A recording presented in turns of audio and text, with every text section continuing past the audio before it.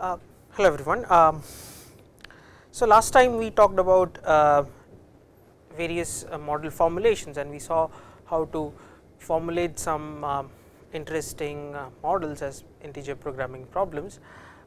We also saw that there are problems where discrete variables are not part of the input, but in order to model these problems effectively we do need to use these discrete or mainly 0-1 type of variables, and we saw a couple of examples of that. So today we are going to switch gears and we are going to study the structure of mixed integer programming problems. So suppose we want to solve a particular mixed integer programming problem, then we need to know how the solutions look like, and so hopefully this lecture will help in deciding or determining the structure. So let us consider a mixed integer programming problem of the following kind. So I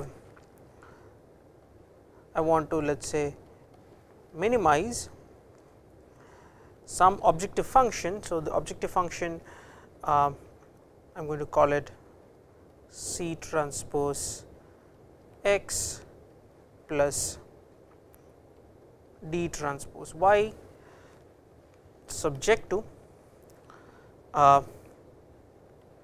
A x plus g y less than or equal to b x integer. So this is a generic mixed integer programming problem. Now what we will be concerned today is we will not be concerned about the objective value at all. What we are going to look at is we are going to look at the feasible region and we are going to study properties of the feasible region. So let's introduce some notation just so that everything is going to be fairly straightforward. So I am going to denote by capital S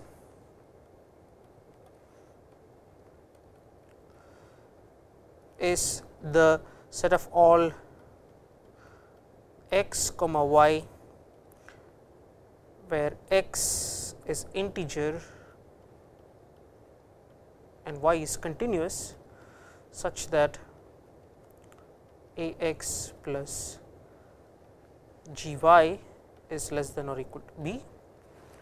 And I am also going to introduce another object which I am calling p, which is nothing but the set of all x comma y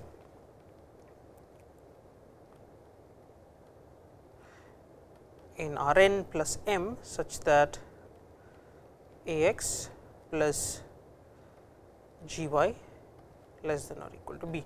So here I am not specifying what are the dimensions of a, g and b, and we can sort of assume that they are of appropriate dimension. So that is understood, and p has a name. P is called the linear programming relaxation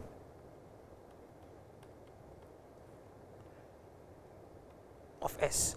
That is what I have done. What is the only difference between S and P is that in P I do not require x variables to be integer, x can be continuous, whereas in S I require x to be integers. So therefore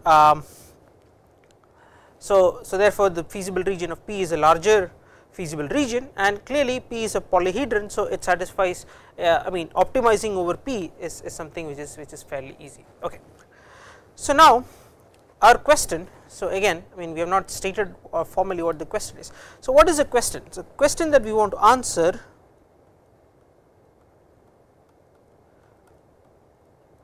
is the following: what is or what does the set convex hull of S look like, right? So this is what we want to answer. The main question is what does the convex hull of S. Now in order to answer this question we will be making a few assumptions. I mean one major assumption. So the major assumption that we are going to make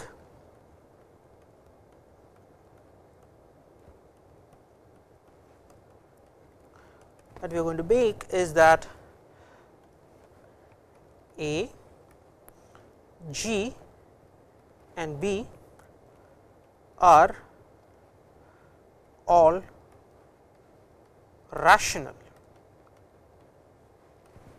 right. So, we are going to assume that the entries of all the matrices A and G as well as the vector B are all rational quantities. Now, first of all, it may seem like a restrictive assumption, but in reality it is not, because if you want to solve an integer programming problem using a computer, you need to be able to represent the number as some sort of input, and you can only represent rational numbers in general. And second is that we will see that if some of these turn out to be irrational, then there can be problems. So, we will see at the end using examples that there could be problems if some of the data is not irrational. Okay. So, this is what is the setting. So, now under this setting, when A, G and B are all rational, we can answer the question. So, we can answer the question satisfactorily, and the answer is as follows. So, we can state it as the following result.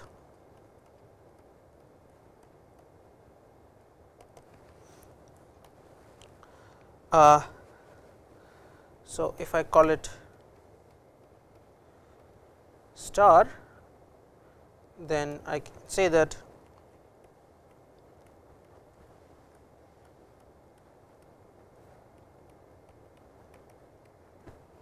so under this assumption, the convex hull of S is a rational polyhedron. So, this says that, well, if all data is rational, you can always find a rational polyhedron such that the convex hull of S is equal to the rational polyhedron. So, essentially in theory it is one can solve integer programming problems if you know how to solve linear programming problems, because in theory all you need to do is to find the convex hull of S, and once you have that, it is a polyhedron, and optimizing a linear function over it is just linear programming. So, this is a very useful result, and this was proved by, this result is due to Meyer in 1974. So, this is the result, and most of today's class we are going to spend in trying to prove this theorem. Okay. So, let us see how the proof works.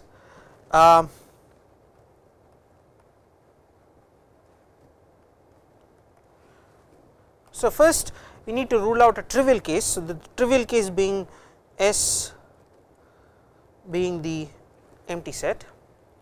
So, if S is empty, then clearly the convex hull of S is also empty, and this is a polyhedron, the empty set is a polyhedron. So, which is a polyhedron,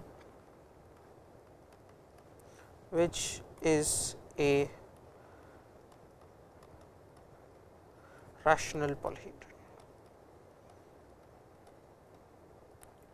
So, now we are going to assume that S is not empty.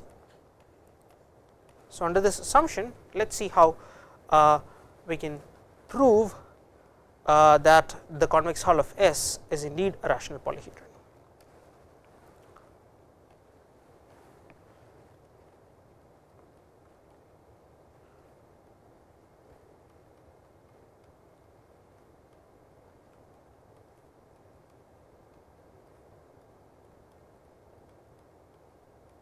So, here we continue. Now, we know that S is a rational poly. Now, we know S is not empty, and we know that P is a rational polyhedron. Now, there is this famous result due to Minkowski and Weil.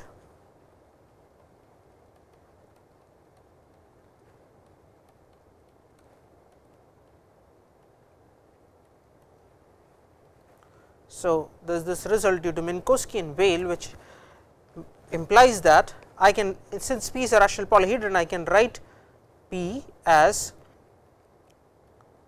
the convex hull of some finitely many points V1 dot dot dot up to V small p plus the cone generated by R1 up to RQ. So, this is guaranteed by the Minkowski-Weyl theorem.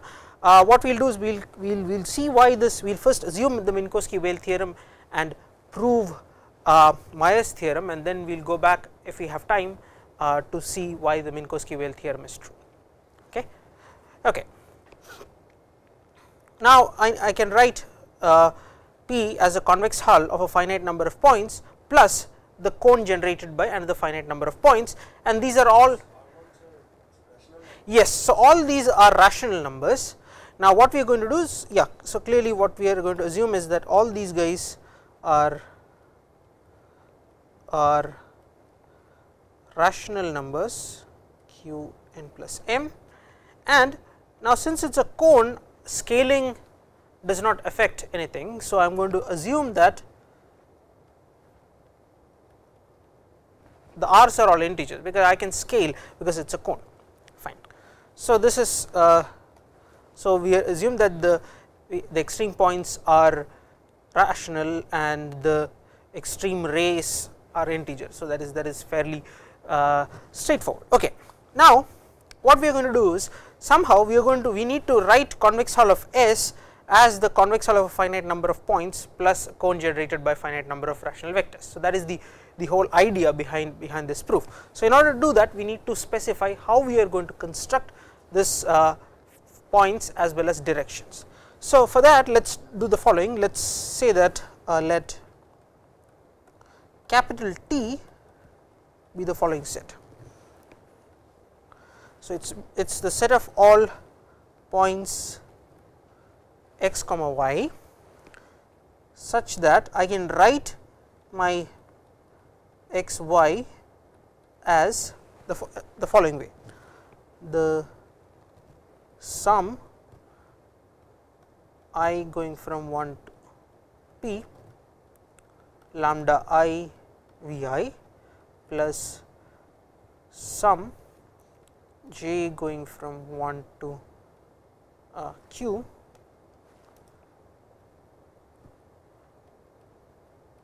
mu j r j,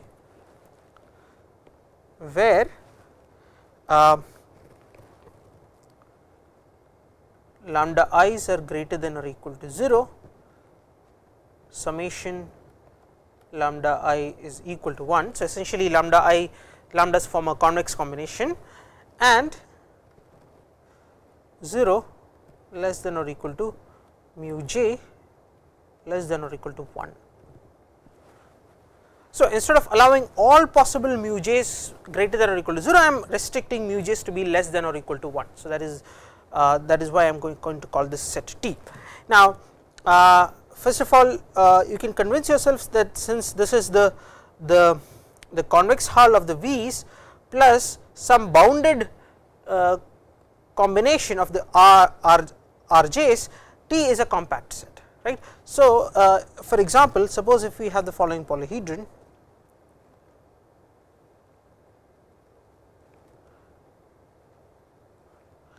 so let us say we have the following polyhedron. So, this is P. What our set T is going to be, I have these 3 extreme points and these are my R's. So, my T is going to be something like this.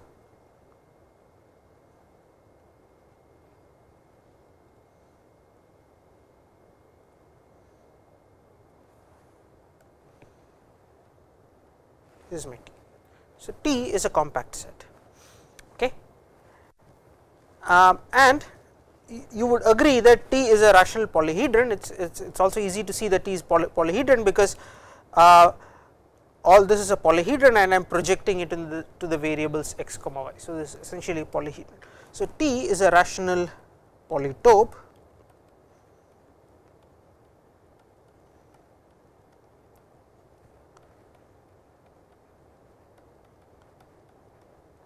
okay. Now, what I am going to do is I am going to pick. So, I am going to show that I can find all the extreme points of the convex hull of S lie inside T, that is what I am going to show. So, for that what I am going to do is I am going to define, let T sub I be the following set. T sub I is the set of all x comma y in T where x is an integer, right. So, this is T sub I, and now I am going to claim that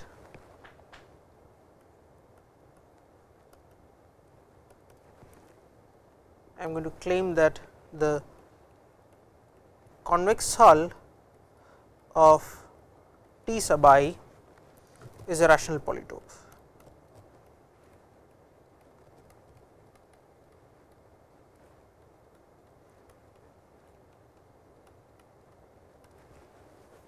Now, again from a picture this should be fairly obvious, but we need a formal proof.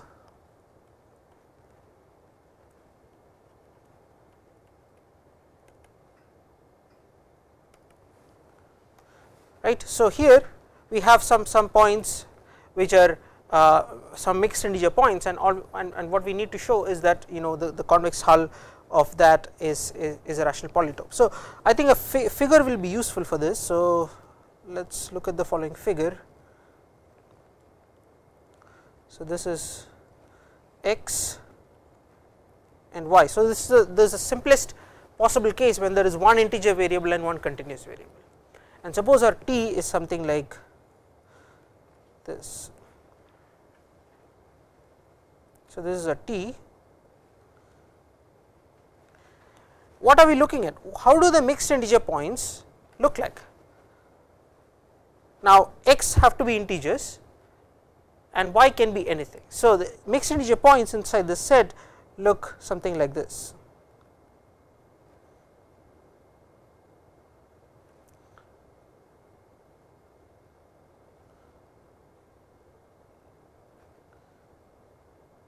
So, the green points here make the Ti, right, and it is fairly easy to see, at least from this picture, that the convex hull of Ti is another polytope, right. Okay. Now, let us see why this is true formally. So, what I am going to do is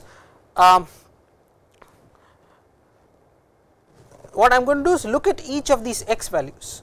Okay. So, here there is 1, 2, 3, 4, 5, 6 different x values. So, I am going to look at each of these 6 x values. So, let us say that let capital X be the set of all small x such that small x comma y belongs to Ti for some y. So, it is the lift of x, whatever that you would like to call it, into Ti. Now, this is a finite set clearly, because T is a bounded polyhedron, T is bounded. So, this is finite. So, capital X is a finite set. Now, let us take a particular x bar in capital X. Let us take a particular x bar in capital X, and so suppose x bar is this guy here. So, what I am going to look at is this corresponding green vertical line segment, vertical line segment corresponding to x bar. So, T x bar is the corresponding vertical line segment x bar comma y such that x bar comma y belongs to Ti. Now, it is clear that T x bar is a rational polytope, right, because I am fixing x bar, I am taking I am taking this my rational polytope T and I am fixing my x. So, it is intersection of two rational polytope with a polyhedron, so it is a rational polytope. So, T x bar is a rational polytope, is a rational polytope, which means that I can write T x bar as the convex hull of some finite set of points. So, let me call those finite set of points V x bar, right, because it is a rational polytope. Okay. Now, what I am going to do is I am going to take x bar is the leftmost integer point, look at the v the corresponding v. So, I am going to take all the v's. Now, there are finitely many x's, each v's is finite. So, the union of that is a finite set, and I can say that the convex hull of Ti is nothing but the convex hull of the union of all these Vx. Now, this entire thing inside the union is a finite set. So, which means that this is a polytope. So,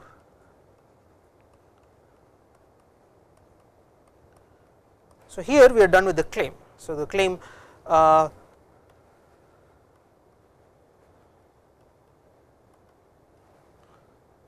so, what we set out to show that the convex hull of Ti is a rational polytope, that is done. Now, what we are going to do is we are going to use this Ti and show that all the extreme points of the convex hull of S, the convex hull of all mixed integer points in P, lies in this set Ti.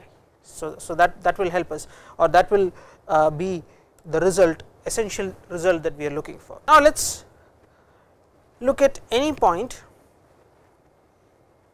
So, now we are back to the proof of the theorem. So, for any x bar y bar in S, or rather let me rephrase this, x bar y bar belongs to S if and only if, what are the conditions? X bar must be integer, right, and x bar comma y bar must lie in P, or in other words, from our notation I should be able to write x bar y bar as summation I going from 1 to P lambda I V I plus summation j going from 1 to Q mu j R j, right. So, if and only if x bar lies in Zn and there exists some vector in the p dimensional simplex and mu are positive,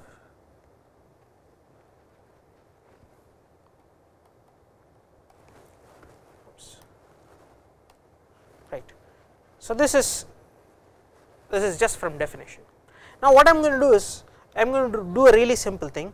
I am going to rewrite this as summation I going from 1 to P lambda I V I plus summation j going from 1 to Q.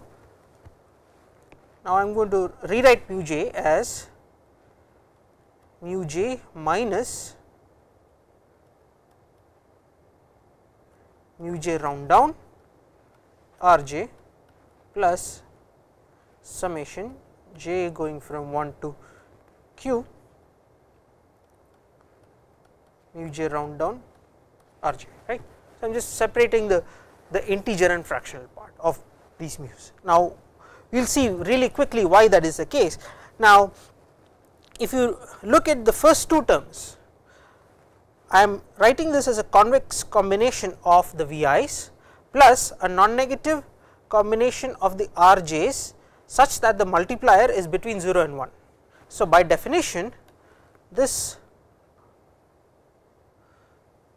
thing I can call, let me call this as equal to some x cap y, which belongs to my set T, capital T, right, because I defined capital T as the convex combination of the Vi's plus non-negative linear combination of Rj's where the multipliers are less than or equal to 1. Okay. So, now this is in my capital T. Okay. Now, let us do a rearrangement. I am going to write my x cap y cap as x bar y bar minus summation j going from 1 to q mu j r j, right. I did nothing special, I just rearranged it. Now, here let us look at what is happening here. X bar is an integer point, this whole thing is integer. We assume by scaling that Rj's are integer and mu j round downs is integer. So, this whole thing is integer. So, I can say that this, so now x bar is integer and this whole thing belongs to the integer, the set of integers in Rn plus m. So, that means that my point x hat must also be integer, right. Okay. So, clearly now x hat y hat belongs to T and x hat is integer, which means that x hat y hat belongs to Ti. So, from what we have gathered, now what we did was we took arbitrary x y in S and I am written it as some point in Ti plus some non-negative integer multipliers of Rj. So, essentially what I have done is I am my conclusion is that I can write S as Ti plus okay, I am going to write it as Z n plus m plus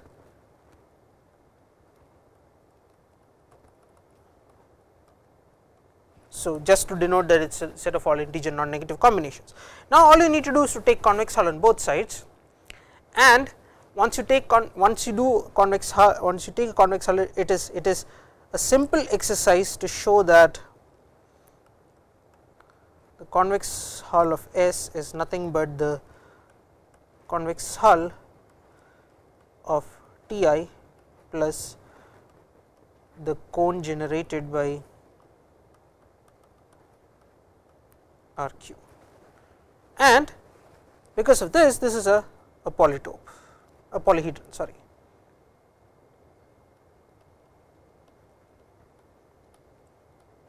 And it is also rational. So, that is Meyer's theorem, which says that if I start with rational data, the convex hull of all mixed integer points in my polyhedron is also a rational polyhedron. So, this is Meyer's theorem. Okay. Now, let us look at what happens. Can we relax this assumptions a little bit? So, can we relax the rationality assumptions, or is rationality crucial? Now, one thing is, from the proof rationality looks crucial, right, because we need to assume that this mu j round down multiplied by r j are integer. So this rationality looks crucial, we are in fact using rationality here, otherwise we cannot assume that this can be scaled to an integer point. Floor mu j is integer, but we also need r j to be rational, otherwise we need not be able to scale it to an integer vector.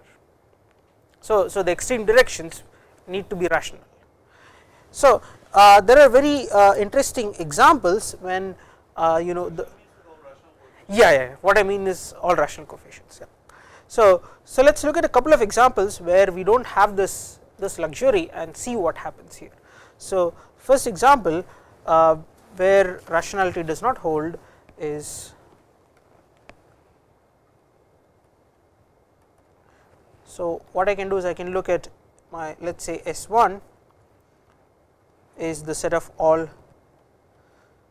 So now there are only integer points, it is a simple example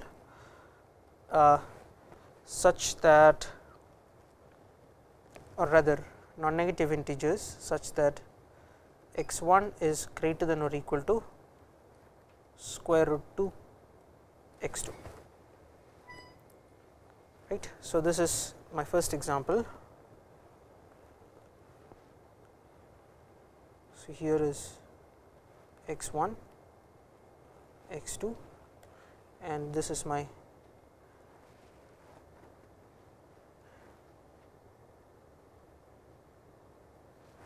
constraint. What is the convex hull of S1?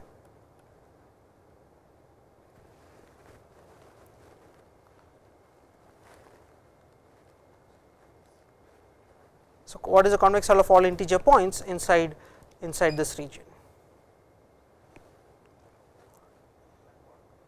That part except the blue line, blue, yeah. So this is S1 minus the blue line,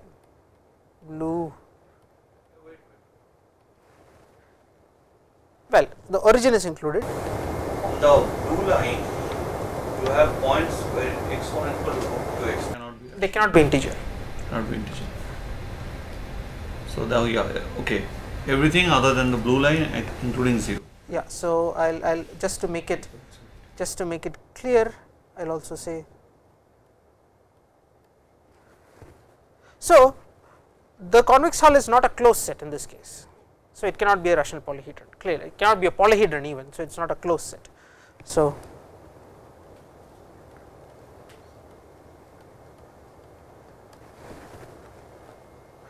that is the first example. The second example is a slight modification of the set. So S2 is the set again x in Z2 plus such that x1 is greater than or equal to root 2 x2 and x1 is greater than or equal to 1. So I have x1 x2 same this constraint, and I also have this constraint. So this is my feasible region. So this is S2, S1. Now here what I have done is I have purposefully cut off the origin.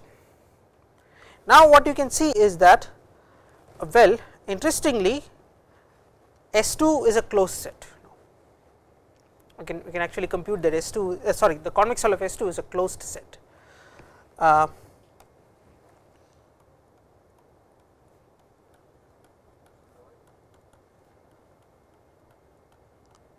So in S1 the problem with closure comes because I mean in each of these cases there are the blue ray is not there. Blue ray is not there, that is fine, but what happens is that there are integer points arbitrarily close to the blue ray. So in the first case, since the origin is there, the blue ray is in fact in the closure of the convex hull of S1, but now the blue ray is not there in the closure of the convex hull of S1. Why it's closed? Because I can still take, you can take a point on the blue line, yes, and take a neighborhood around it. Yes. There will be at least one point of the convex hull of S2. No, not for arbitrary small neighborhoods. You can always find a neighborhood where arbitrary small neighborhood. Arbitrary small neighborhood. It's a boundary point. It looks like at least. No, it is not. It is. See, here's the problem.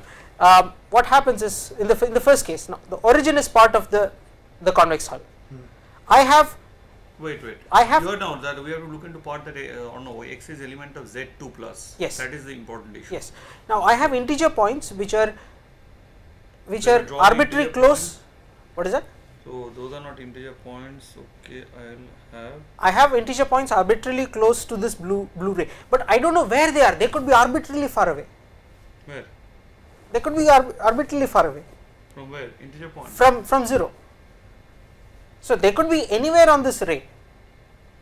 That ray there won't be integer points. Yeah, but there will be, because of Dirichlet approximation, there will be integer points which are arbitrarily close.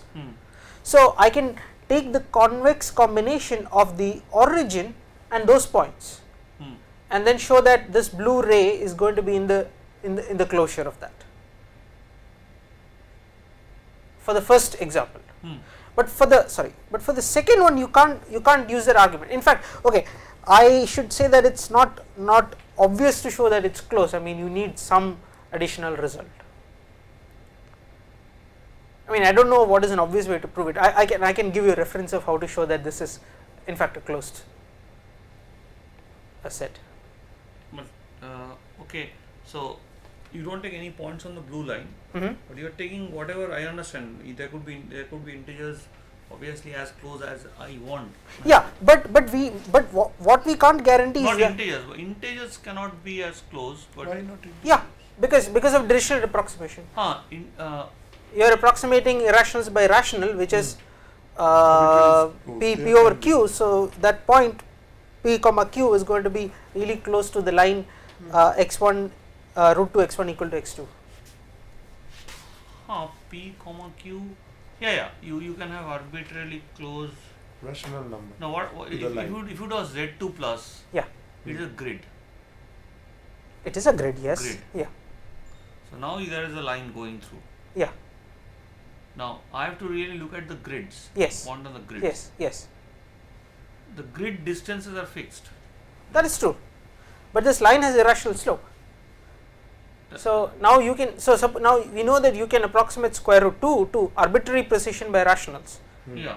So let's say that you have rational points very near the blue line. Yeah. Very near. Yeah. Exactly. So there will be rational points of the form p over q, which is arbitrarily close to root 2, which means that p is arbitrarily close to root 2 q.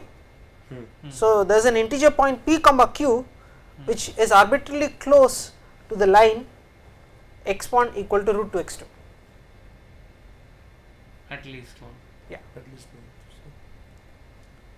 one. So that is why. Yeah, but I cannot geometrically see if I look at the grid and then you have that line. Yes. Which does not have contain any rational points. Yes. It will not contain integer points or rational points. It is just going through. Right. No? Right. And okay, you have truncated the 0 part. So I cannot see how, because I am really looking at the grid points only. That is right. So then I am trying to take the convex hull. Basically, I am joining everything in between. So what happens is when if I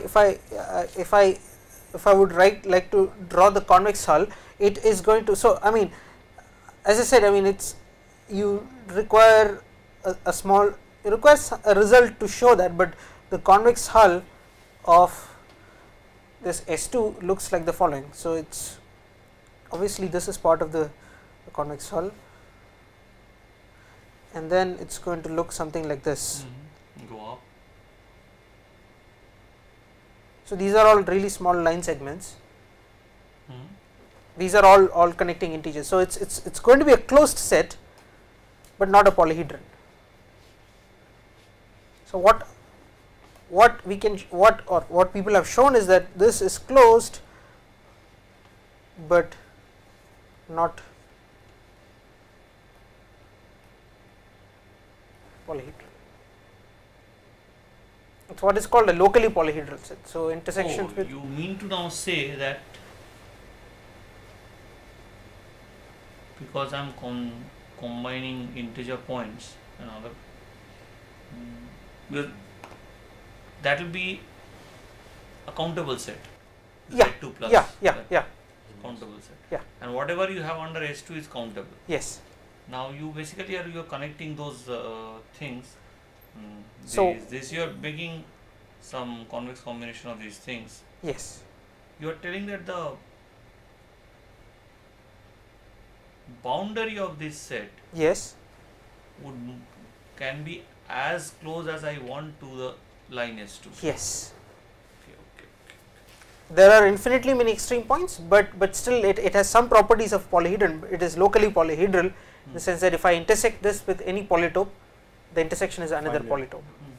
But for the first one, the convex hull of S is not closed, but the closure of convex hull of S1 is a polyhedron.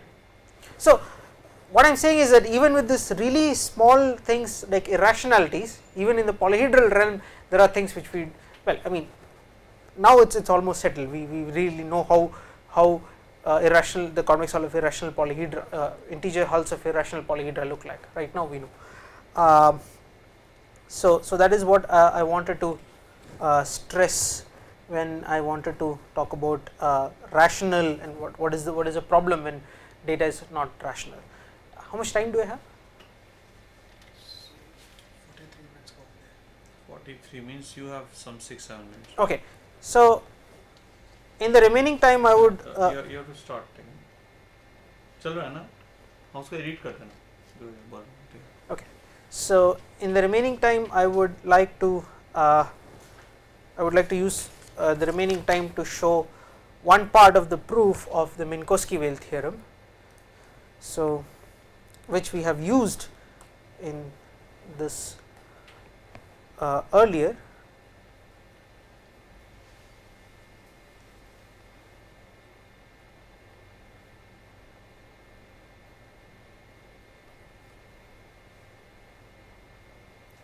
So, what this result says is that a set P in Rn is a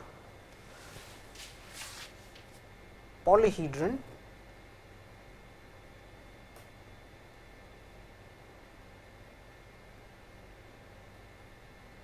if and only if I can write P if and only if I can write P as the convex hull of up to some finite number of points plus the cone generated by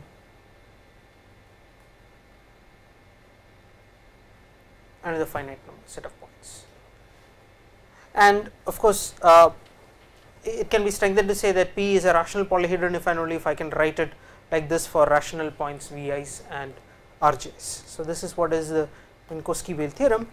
So, what I am going to do is I am going to show one part. I am going to show that if P is a polyhedron, then P can be written in this way. That is the main thing that we have used, and the proof of the converse is also fairly similar to this. So, we'll stick with one direction. So, suppose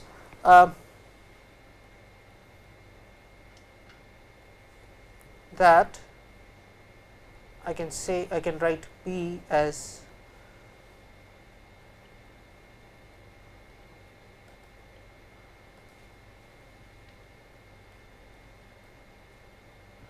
some polyhedron in the form of a linear inequalities Ax less than or equal to b. What I am going to do is I am going to lift up p to a higher dimension and look at a cone that corresponds to p. So what do I mean by that? I mean that let Cp be the following set. Are you trying to have some homogenization? Yeah, it's essentially the homogenization. That's right. Yeah. So x comma alpha in Rn plus 1 such that Ax minus b alpha is less than or equal to 0, alpha is non-negative. Right. So this is the homogenization, and if Cp is this, then P is nothing but the set of all points x such that x comma 1 belongs to Cp. This is fairly straightforward. Now Cp is a polyhedral cone, and since it's a polyhedral cone, it's also finitely generated. So this guy here is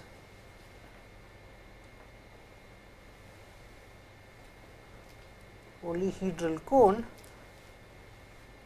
hence finitely generated. Okay. Now what we can do is the following. If you look at each of these finite generators, what is the value of alpha? Alpha can be either be 0 or positive. By scaling, I can assume that for the positive ones alpha is 1, right. So for each of these generators,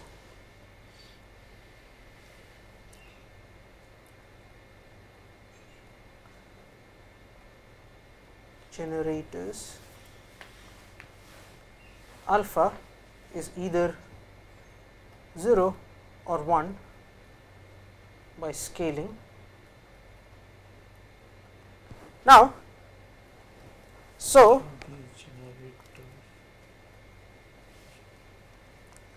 I can write my Cp as the cone generated by the points of the form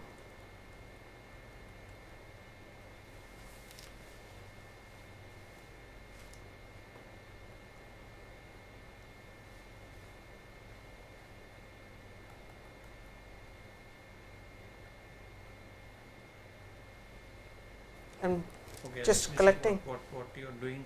You are putting alpha is either 1 or 0. So the ones. So why are you doing it if I have 1? So alpha can be either 0 or positive. For the ones for which alpha is positive, I am scaling it to 1, so right? that alpha. So you can just need that. Yeah. So I can easily do that. So now I know what is Cp now, and I know what is P if I know what is Cp. So I can, so if x belongs to P, if and only if I can write x comma 1 as, so I can I can write x comma 1 as summation I going from 1 to p lambda I multiplied by plus summation j going from 1 to r mu j r j 0. Now here if you look at the second equation, and obviously lambda I mu j's must all be greater than or equal to 0. So if you look at the second last line of equations, I see that lambda i's must in fact add to 1. So essentially lambda is not just greater than or equal to 0, but lambda i's form a convex combination. So this implies that x belongs to the convex hull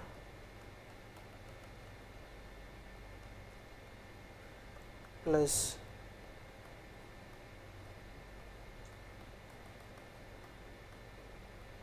Okay. So, that is the The lower part is automatically 1 because lower part only says summation lambda is equal yes, to 1, which yes, is anyway. yes, that's right. Yeah. So that is why this result is true. Okay. So with that, let's stop.